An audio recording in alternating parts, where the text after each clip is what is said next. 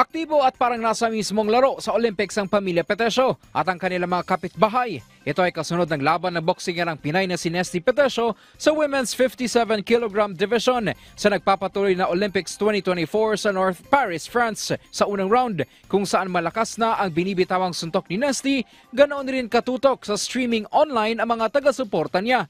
Pero sa unang laro ay naging pabor ang boto ng mga hurado sa kalaban nitong si Amina Zidani mula sa host country.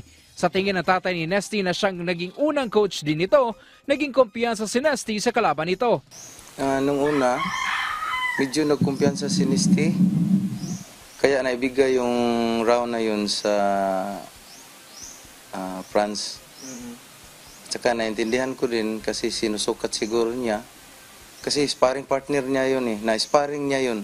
Pero pagdating sa ikalawa at ikatlong rounds, bumanat na si Nesty na bumitaw ng malalakas na left at right hook punch. Pero sa huli, In blue from the Philippines, Nesty Petesio. panalo ang dati ng silver medalist sa Tokyo Olympics na si Nesty. Kahit umaga, madaling araw, gabi, nandito yan sila, maghihintay sila na pag maglaro, talagang nandito sila, pupunta suporta para sa kababayan at sa Pilipinas, para sa Pilipinas yung laban na to. Basa ng kanyang ama, malaki ang tsansa ni Nesty na masungkit ang gintong medalya para sa Pilipinas dahil sa dedikasyon at stratehiyang ginagawa ni Nesty.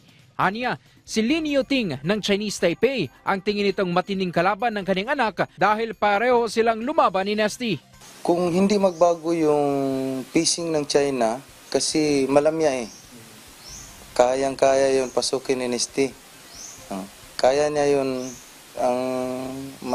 sabi ko sa kanya, kakainin niya yung mga suntok kasi malamya. Kayang-kaya niya yun, ang lakas na yun. At saka pag papapasukan niya yun sa katawan, sigurado ako takot yun. Kasi malakas si Nesty kaysa kanya. Ang nanay naman ni Nesty na si Priscilla, proud at agad namang nagpadala ng mensahe sa kanyang anak bilang suporta at paghikayat. Yun lang ang sabi ko sa kanya, mag-ingat sa kanyang mga laban at kailangan porsigido siyang kunin yung medalya, gagawin niya lahat sa tulong ng Panginoon po.